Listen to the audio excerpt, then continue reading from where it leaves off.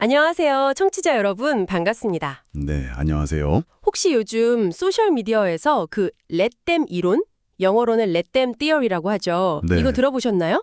네네. 멜 로빈스 그 영상 말씀이시죠? 네, 맞아요. 멜 로빈스라는 분이 설명한 영상인데 이게 뭐 1000만 뷰를 훌쩍 넘겼다고 하더라고요. 정말 많은 분들이 보신 것 같아요. 네, 엄청난 화제였죠. 그만큼 많은 사람들이 공감하는 지점이 있었다는 뜻이겠죠. 네, 그래서 오늘 저희가 바로 이 렛댐 이론에 대해서 좀 깊이 파고들어 보려고 합니다. 제대로 한번 이해해보는 시간을 갖자는 거죠. 좋습니다. 아주 흥미로운 주제가 될 것 같아요. 사실 우리가 살면서 다른 사람이나 어떤 상황이 좀 내 뜻대로 됐으면 좋겠다 이런 생각 한 번쯤은 다 하잖아요. 그럼요. 당연하죠. 그게 뭐 자식이든 친구든 아니면 회사 일이든 맞아요. 그런데 그런 마음 때문에 오히려 내가 더 힘들어지는 경우도 많고요. 네, 그 통제하려는 노력 자체가 엄청난 에너지를 소모하니까요. 그래서 오늘 저희 목표는 이 렛댐 이론을 통해서 어떻게 하면 그 통제하려는 마음에서 좀 벗어나서 우리 삶에 좀 더 평화를 가져올 수 있을지 그걸 한번 알아보는 겁니다. 네, 통제 대신 평화를 선택하는 법이라고 할 수 있겠네요. 혹시 청취자 당신도 비슷한 고민, 그러니까 누군가를 바꾸고 싶거나 상황을 내 맘대로 하고 싶다는 생각 때문에 힘드셨다면 오늘 이야기가 좀 실마리가 되지 않을까 싶습니다. 네, 이 이론의 핵심 메시지가 사실 굉장히 단순하면서도 강력해요. 오, 핵심 메시지요? 뭘까요? 다른 사람한테 당신이 원하는 걸 막 강요하거나 그 사람을 바꾸려고 애쓰는 거 있잖아요. 그걸 멈추라는 거예요. 그냥 그들의 선택이나 존재 방식을 그대로 둬라. 즉, let them 하라는 거죠. 그냥 그대로 둬라. 네. 이게 언뜻 들으면 약간 방관하는 건가 싶을 수도 있는데 사실은 그럴 때 오히려 역설적으로 당신 자신의 내면의 평화를 찾게 되고 또 상황을 더 명확하게 볼 수 있게 된다는 그런 관점입니다. 와, 그게 참 흥미롭네요. 그냥 두라는 게 구체적으로 어떤 느낌일까요? 멜 로빈스가 든 예시들이 참 와닿았던 것 같아요. 네, 맞아요. 예시들이 아주 구체적이죠. 예를 들면 친구들이 나 빼고 자기들끼리 브런치를 먹으러 간다. 그럼 뭐 좀 서운할 수 있지만 에이 그냥 가게 둬라. let them 이런 거요. 그렇죠. 또 마음에 드는 사람이 있는데 그 사람은 아직 좀 진지한 관계는 부담스럽다 이렇게 말하면 그것도 그냥 그렇게 생각하게 둬라. let them. 네.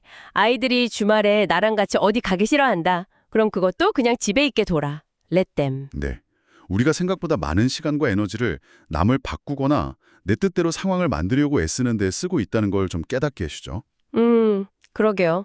듣고 보니 정말 많은 에너지를 그렇게 쓰고 있는 것 같네요. 그리고 여기서 정말 중요한 통찰이 하나 있는데요. 네. 사람들을 바꾸려 하지 않고 그냥 있는 그대로 두잖아요. 그러면 그 사람의 잠재력이나 내가 기대하는 모습이 아니라 그 사람의 진짜 모습이 드러난다는 거예요. 진짜 모습이요? 네. 그 실제 모습과 마주해야만 그래야 비로소 당신이 그 사람과의 관계든 어떤 상황이든 현실에 기반한 현명한 결정을 내릴 수 있게 된다는 거죠. 와, 그 관점은 정말 생각 못 해봤어요. 오히려 내가 통제하려고 애쓰는 동안에는 그 현실을 못 보고 있을 수도 있다. 그렇죠. 내 기대나 내 불안감이라는 필터로 보고 있을 가능성이 높죠. 멜 로빈스가 직접 겪었던 아들 오클리 프롬 파티 이야기가 딱 그거 같아요. 네. 그 유명한 이야기죠. 네, 가족이 대도시 근교 살다가 버먼트 시골로 이사간 직후에 아들 첫 프롬이었는데 환경이 너무 낯설잖아요. 네. 모든 게 어색했겠죠. 근데 문제는 프롬 파티 가기 전에 저녁 식사 장소였어요. 비는 막 쏟아지는데 애들은 턱시도랑 드레스 쫙 빼입고는 예약도 안 되는 조그만한 타코 가게 있잖아요. 테이블 6개짜리. 거길 가겠다고 고집을 부렸다는 거예요. 상상만 해도 아찔한데요? 그쵸. 멜 로빈스는 당연히 기겁했죠. 아니 옷 다 젖는다. 예약도 안 되는데 어떻게 가. 다른 데 가야 해. 막 이러면서 아이들을 설득하고 통제하려고 했던 거예요.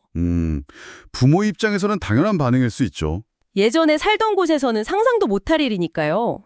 그런데 그때 옆에 있던 딸 켄달이 툭 던진 한마디. 이게 진짜 결정적이었어요. 뭐라고 했는데요? 엄마, 그냥 둬요. 맘 렛댐.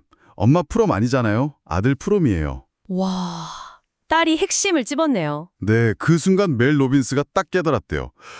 내가 또 내 불안감? 내 기준으로 이 상황을 통제하려고 하는구나. 네, 그렇죠. 이건 그 심리학자 에이미 존슨 박사의 상류로 노적기 비유랑 똑같아요. 아, 상류로 노적기요. 네. 네, 다른 사람이나 상황을 내 뜻대로 바꾸려고 막 애쓰는 게 마치 강물을 거슬러서 상류로 필사적으로 노를 젓는 것과 같다는 거죠. 와, 비유가 확 와닿네요.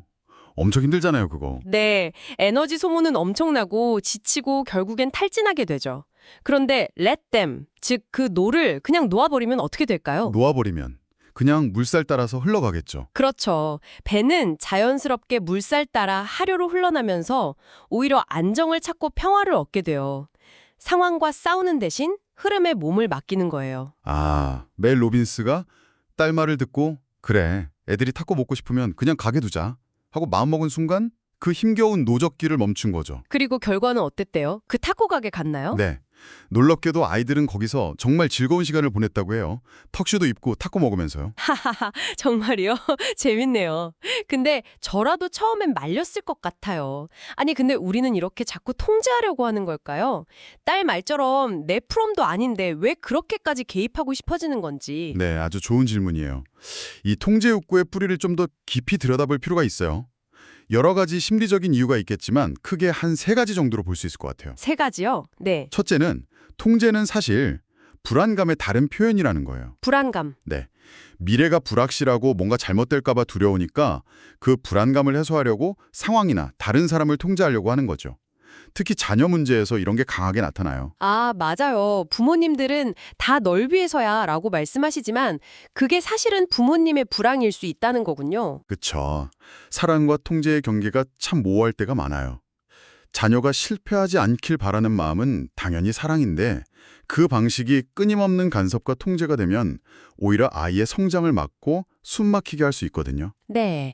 스스로 선택하고 책임질 기회를 빼앗는 셈이니까요. 맞아요. 멜 로인스 부모님 얘기도 나오잖아요. 이민자 부모로서 낯선 환경에 대한 두려움, 또 자녀 성공에 대한 열망 때문에 과도하게 간섭했던 경험들, 비슷한 맥락이죠.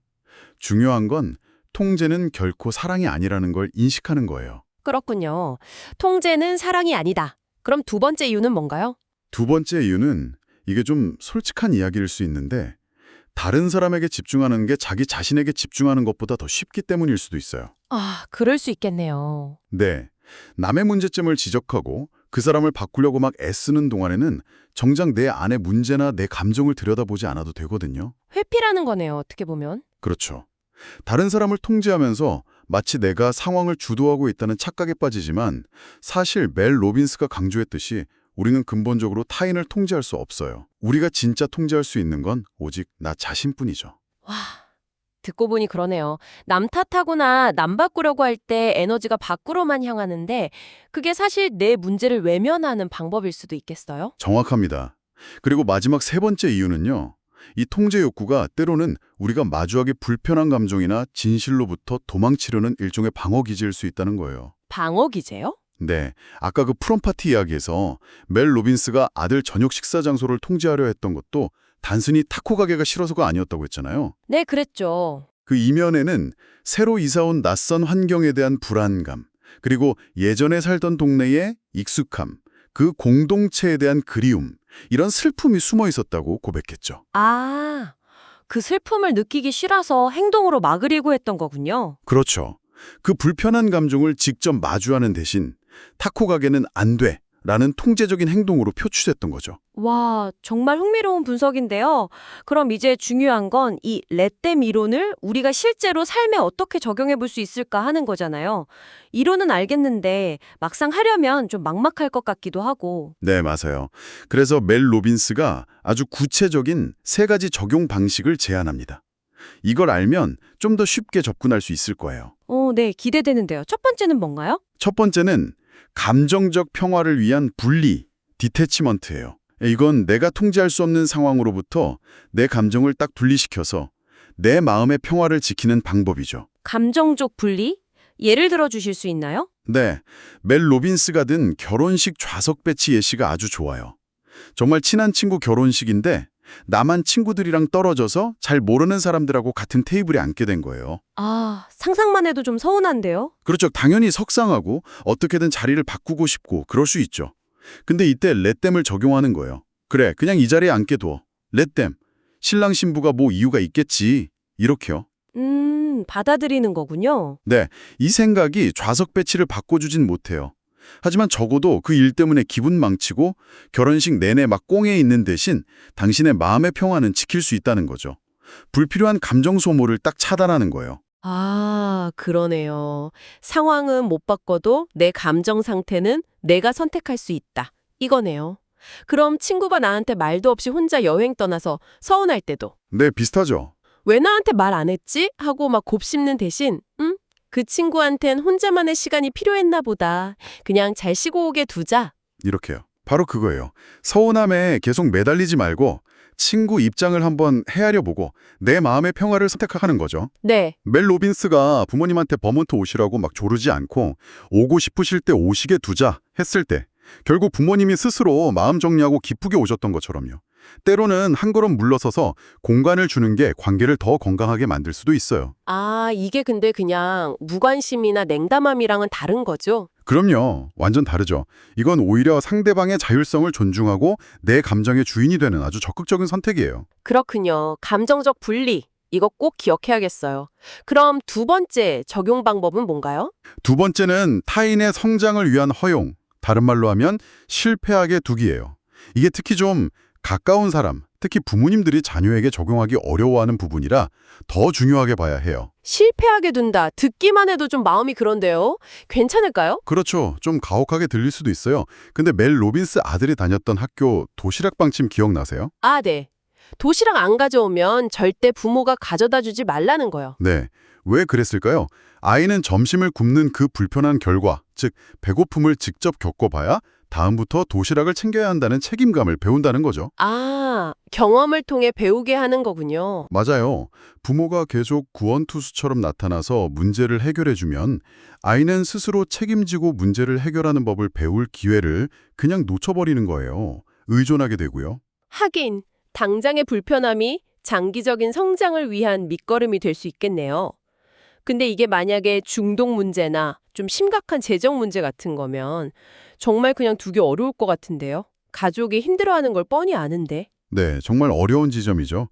물론 여기서 중요한 건 위험하거나 불법적인 상황은 당연히 예외예요. 이건 나중에 다시 한번 짚어볼게요. 네. 하지만 예를 들어서 알코올 중독인 가족한테 계속 술 마시지 마라, 병원 가라, 막 잔소리하고 강요하는 게 과연 진짜 효과가 있을까요?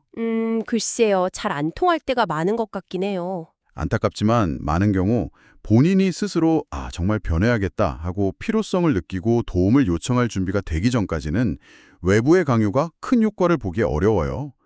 이때 렛댐은 포기하라는 게 아니에요. 그럼 뭐죠? 상대방의 그 여정을 존중하고 대신 내가 옆에서 해줄 수 있는 지지, 예를 들면 정보를 준다거나 도움을 요청하면 기꺼이 돕겠다거나 이런 것에 집중하는 걸 의미할 수 있다는 거죠. 아, 강요 대신 지지를 선택하는 거군요. 네.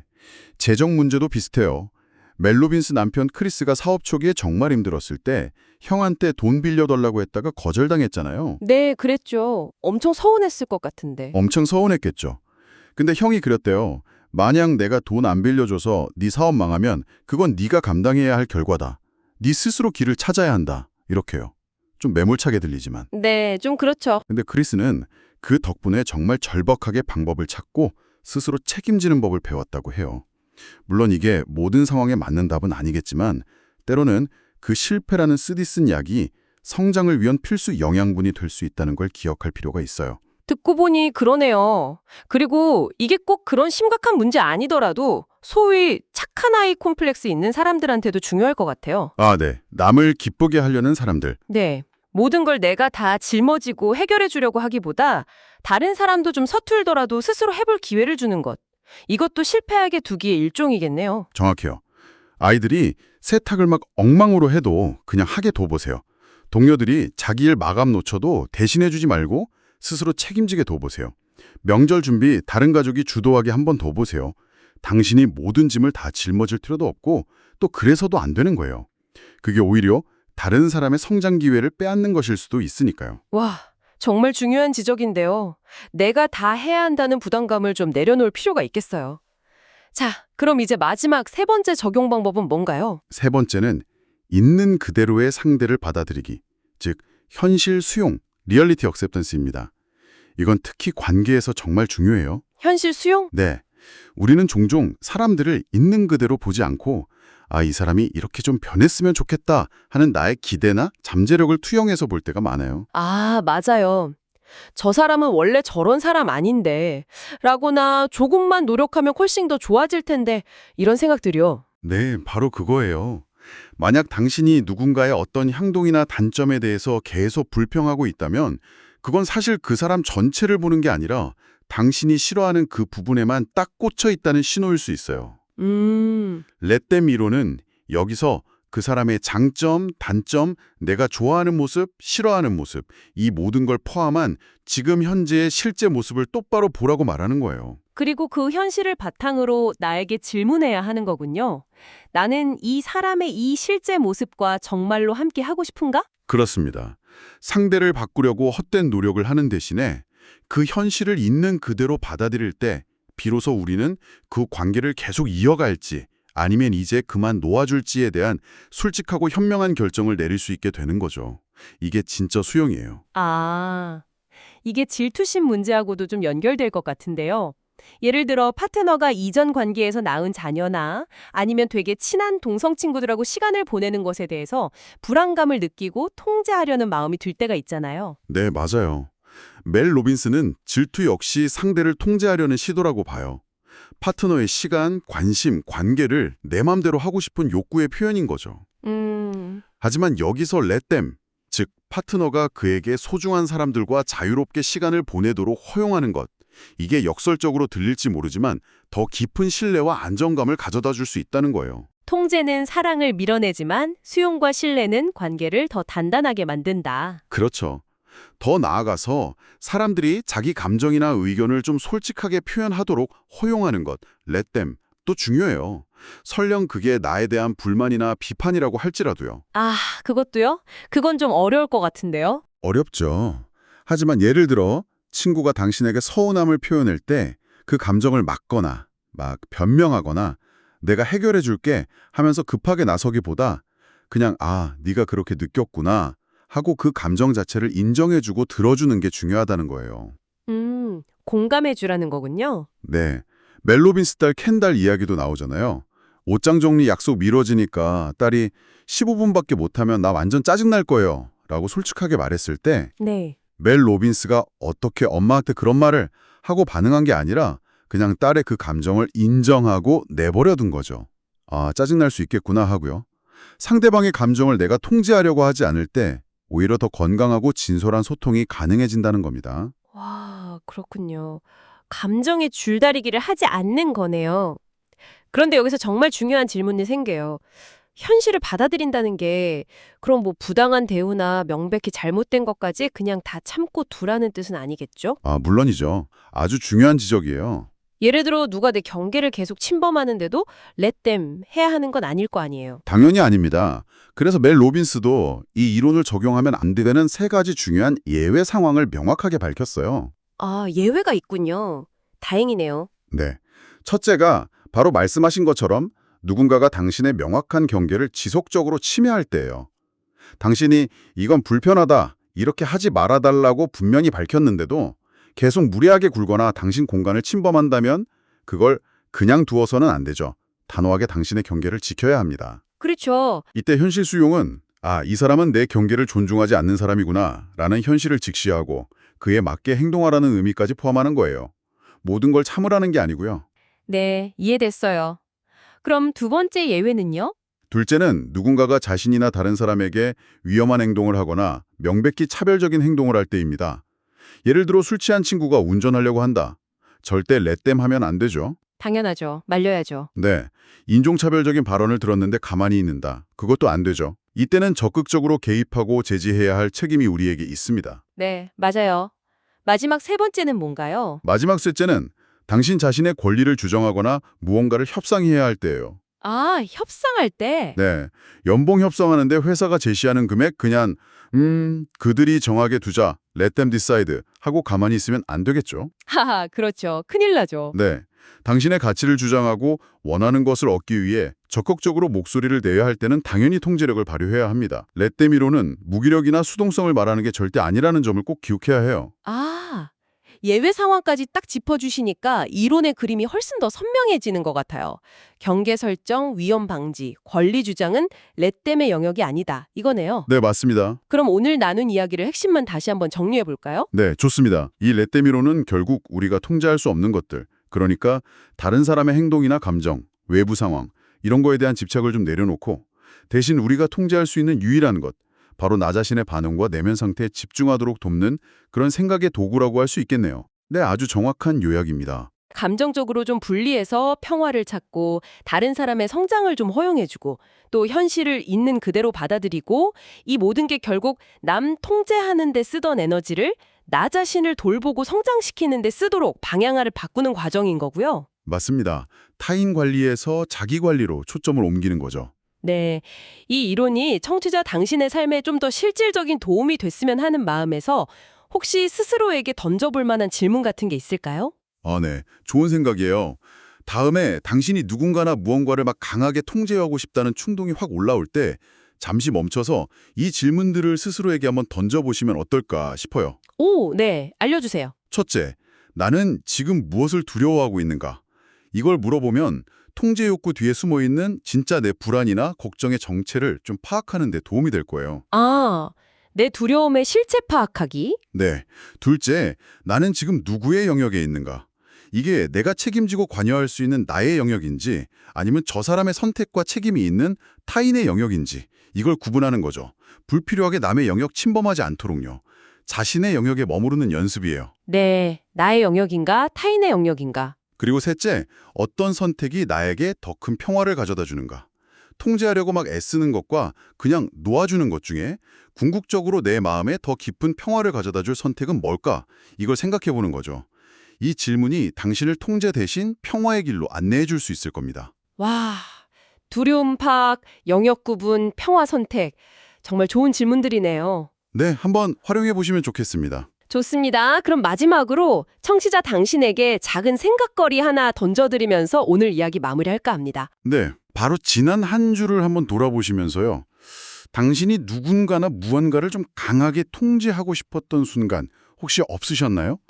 만약 그때 의식적으로 아 그래 그냥 두자 let them 라고 마음 먹었다면 어떤 다른 결과가 펼쳐졌을까요? 아니면 지금이라도 그 상황이나 관계에서 통제 대신 평화를 향해 내디딜 수 있는 아주 작은 한 걸음은 무엇일지 한번 조용히 생각해 보시는 시간을 가져보시면 어떨까 싶습니다.